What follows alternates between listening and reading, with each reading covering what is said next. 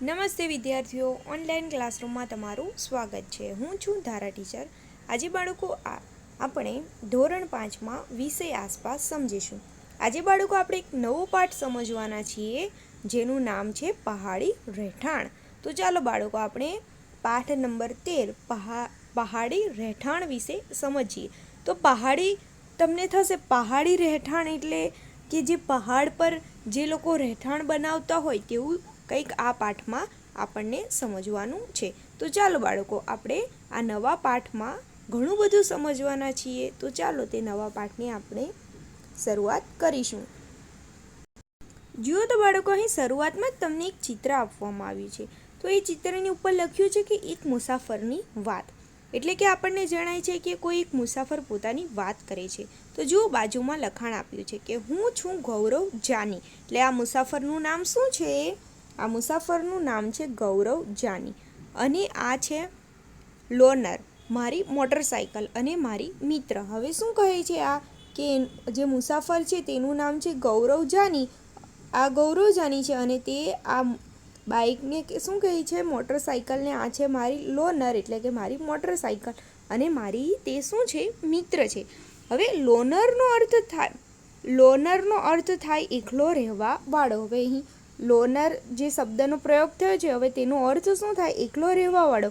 પરંતુ તે શું કહે છે? મારી મોટરસાઇકલ એકલી નથી, હું દરરોજ તેની સાથે જ રહું છું. ત્યારબાદ આપણે આગળ સમજીએ કે અમે બંને જણ મુંબઈની ગીચ અને કોલાહલ વાળી શેરીઓ તથા ઊંચી ઊંચી ઇમારતો વચ્ચેથી બહાર નીકળવાની તક શોધતા રહીએ છીએ. હવે એ કોના વિશે વાત કરે છે કે અમે બંને એટલે કે કોણ અમે બંને એટલે કે મોટરસાઇકલ અને જે ગૌરવ જાની છે તે બંને. એ ગૌરવ જાની શું વાત કરે છે કે અમે બંને જણ મુંબઈની જે ગીચ વસ્તી હોય છે, એટલે કે મુંબઈ શહેરમાં ખૂબ જ ગીચ વસ્તી જોવા મળે છે. તે એટલે ઘણા બધા લોકો સાથે રહેતા હોય છે, ગીચ વસ્તી હોય છે. ગીચ અને કોલાહલવાળી શેરીઓ એટલે કોલાહલવાળી એટલે કેવું? સતત અવાજ આવતો હોય છે. શેરીઓ તથા ઊંચી ઊંચી ઇમારતો એટલે ઊંચી ઊંચી બિલ્ડિંગો હોય છે. તે વચ્ચેથી બહાર નીકળવાની તક એટલે કે કોઈ એવી તક શોધતા રહીએ છીએ. એવો કોઈ મોકો શોધતા રહીએ છીએ કે અમને આ સુંદર દેશના વિવિધ પ્રદેશોમાં ફરવાનો શોખ છે. એટલે હવે શું કહે છે કે આપણો જે ભારત દેશ છે તે ખૂબ જ સુંદર છે. તેના વિવિધ પ્રદેશોમાં તેમને ફરવાનો શોખ છે. આજે હું તમને દુનિયાના સૌથી ઊંચાઈ પર આવેલા રસ્તાઓ પર મેં કરેલી મોટરસાઇકલ યાત્રાની એક અદ્ભુત વાર્તા સંભળાવીશ. તો બાળકો, અહીં શું કહેવામાં આવ્યું છે કે અહીં એમ કહે છે કે દુનિયાના સૌથી ઊંચાઈ પર આવેલા રસ્તા પર. હવે આ દુનિયાના જે સૌથી ઊંચાઈ પર જે રસ્તા આવેલા છે તેના પર શેનાથી જાય છે? મોટરસાઇકલથી જાય છે. એટલે મોટરસાઇકલની યાત્રાની એક અદ્ભુત વાર્તા અહીં આપણને આ પાઠમાં સંભળાવે છે. તો ચાલો બાળકો આપણે તે સમજીએ. હવે શું કહે છે કે મારી પૂર્વ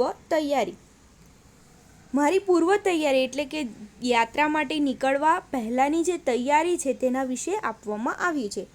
હવે શું કહે છે કે મારી યાત્રા લગભગ 2 મહિનાની હતી. એટલા દિવસ માટે સામાન લઈ જવાનો હતો, તે પણ મોટરસાઇકલ પર બાંધીને. હવે શું કહેવામાં આવ્યું છે કે શું કહે છે કે તેની યાત્રા લગભગ કેટલા 2 મહિના જેવાની હતી. એટલા માટે જો બે મહિના બધાની યાત્રા હોય તો સામાન પણ લઈ જવો પડે. તો એ સામાન શેમાં લઈ જવાનો છે? તે પણ મોટરસાઇકલ પર બાંધીને લઈ જવાનો છે. મેં ખૂબ વિચાર્યું, જરૂરિયાત મુજબ સામાન એકત્ર કર્યો.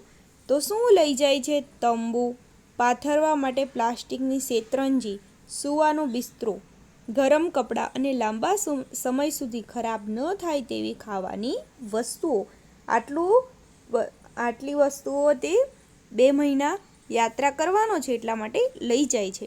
આ સિવાય પણ શું લઈ જાય છે? કેમેરો અને પેટ્રોલ ભરવા માટે વધારેના કેન પણ લીધા.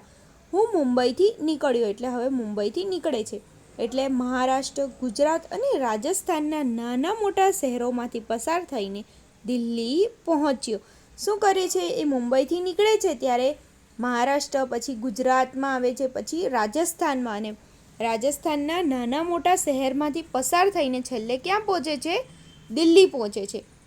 ત્યારબાદ જણાવે છે કે મુંબઈથી દિલ્હી સુધી 1400 કિલોમીટર જેટલું અંતર કાપતા 3 દિવસ લાગ્યા. તો બાળકો પૂછાઈ શકે કે ગૌરવ જાનીને મુંબઈથી દિલ્હી સુધીનું અંતર કાપતા કેટલા દિવસ લાગ્યા હતા? તો શું આવશે? 3 દિવસ લાગ્યા હતા. એ કેટલું કિલોમીટર બતાવ્યું છે? 1400 કિલોમીટર.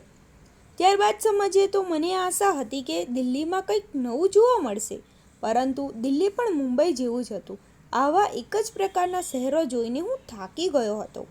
એક જ પ્રકારના ઘર, સિમેન્ટ, ઈંટ, કાચ અને સ્ટીલથી બનાવેલા. હવે હું મારી મુસાફરી આગળ વધારવા તરફ જઈ રહ્યો હતો. હવે અહીંયા શું વાત કરે છે કે હવે જ્યારે દિલ્હી પહોંચે છે ત્યારે તેને એવી આશા હતી કે દિલ્હીમાં કંઈક નવું જોવા મળશે, પણ તે શું કહે છે કે દિલ્હીના ઘરો પણ કેવા હતા? મુંબઈમાં જે પ્રકારે ઘરો હતા તેવા જ હતા. એટલે તે એક જ પ્રકારના ઘર જોઈને કંટાળી ગયો હતો. હવે શું કરે છે? તેની મુસાફરી આગળ વધારવા માંગે છે. તો આગળ ચાલો આપણે સમજીએ. ત્યારબાદ આપવામાં આવ્યું છે કે આવનારા દિવસો વિશે વિચારી હું ખૂબ જ ઉત્સુક હતો. હવે શું કહે છે કે જેમ જેમ મુસાફરી આગળ વધતી હતી તેમ એ વિચારતો હતો કે હવેના દિવસો વિશે વિચારીને ઉત્સુક હતો કે કેવી રીતના ઘર હશે આગળ. મારા મનમાં કલ્પના હતી કે મને પણ લાકડામાંથી બનેલા, હવે શું કલ્પના કરે છે કે લાકડામાંથી બનેલા ઘર, ઢાળવાળા છત અને બરફથી ઢંકાયેલા ઘર જોવા મળશે, જેવું મેં પુસ્તકમાં વાંચેલું. બસ એવા જ. હવે શું કહે છે કે એના મનમાં એક કલ્પના હતી કે મને તો લાકડામાંથી બનાવેલા ઘર, પછી ઢાળવાળી છત અને બરફથી ઢંકાયેલા ઘર જોવા મળશે, જેવું આપણે પુસ્તકમાં વાંચતા હોઈએ છીએ ને તેવા. ત્યારબાદ કહે છે કે દિલ્હીથી ખૂટતો સામાન ભરીને હું આગળ વધ્યો. હવે દિલ્હીથી જે સામાન પૂરો થઈ ગયો હતો, જેમ કે ખાવાનો છે, પેટ્રોલ છે, એ પૂરું થઈ ગયું હશે તો દિલ્હીથી ભરી લે છે અને આગળ વધે છે. સતત 2 દિવસની મુસાફરી બાદ મનાલી પહોંચ્યો. હવે ત્યાંથી દિલ્હીથી પણ 2 દિવસની મુસાફરી કરે છે અને ત્યારબાદ ક્યાં પહોંચે છે? મનાલી પહોંચે છે. ત્યાંના પહાડી પ્રદેશની શુદ્ધ હવાથી મારો થાક ઉતરી ગયો.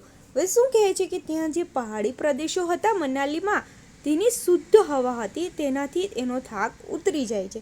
સાચું કહું તો મારી ખરી મુસાફરી હવે શરૂ થવાની હતી. જમ્મુ કાશ્મીર રાજ્યના કેટલાય મુશ્કેલ માર્ગ પરથી પસાર થઈને મારે લખાદમાં છેક લેહ સુધી જવાનું હતું. છેક ક્યાં જવાના હતા? લખાદમાં લેહ સુધી જવાનું હતું એમને. ત્યારબાદ બાળકો અહીં તમને આપવામાં આવ્યું છે કે શોધી કાઢો. તો અહીં તમને કેટલાક સવાલના જવાબ પૂછ્યા છે, તો ચાલો તે આપણે સમજીએ. નકશામાં જોઈને કહો કે મુંબઈથી કાશ્મીર સુધી મુસાફરી કરતા કયા રાજ્યમાંથી પસાર થવાય છે? હવે બાળકો આપણે આ સવાલનો જવાબ તો પાઠમાં જ સમજી ગયા કે મુંબઈથી કાશ્મીર સુધી પહોંચતા મહારાષ્ટ્ર, ગુજરાત, રાજસ્થાન, હરિયાણા, પંજાબ, હિમાચલ પ્રદેશ રાજ્યમાંથી પસાર થવું પડે છે. ત્યારબાદનો સવાલ સમજીએ કે ગૌરવ જાની જ્યારે મુંબઈથી દિલ્હી ગયા ત્યારે ઘણા બધા રાજ્યમાંથી પસાર થયા. આ બધા રાજ્યના પાટનગર એટલે કે રાજધાનીના નામ શોધો. તેના રસ્તામાં શું કોઈ મોટું નગર કે શહેર હતું? તો બાળકો તે આપણે સમજીએ. તો રાજ્યમાં મહારાષ્ટ્ર છે, તો તે મહારાષ્ટ્ર રાજ્યમાંથી ગયા હતા, એટલે કે મહારાષ્ટ્રની રાજધાની શું આવશે? મુંબઈ. ત્યારબાદ ગુજરાત છે, તો ગુજરાતમાં શું આવશે? રાજધાની ગાંધીનગર. ત્યારબાદ છે રાજસ્થાન, તો રાજસ્થાનમાં જયપુર.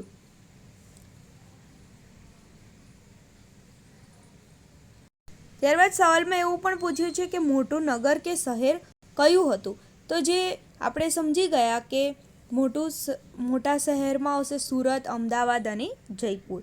ત્યારબાદનો સવાલ છે કે મનાલી એક મેદાન પ્રદેશ છે કે પહાડી પ્રદેશ છે, તે કયા રાજ્યમાં આવેલું છે?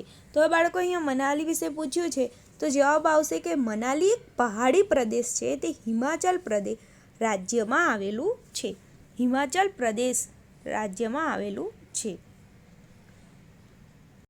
હવે બાળકો આપણે જે આ 3 સવાલના જવાબ સમજી ગયા તે તમારે ઘરકામમાં નોટમાં લખવાના રહેશે. હવે બાળકો આપણે આગળનો પાઠ નેક્સ્ટ વિડીયોમાં સમજીશું.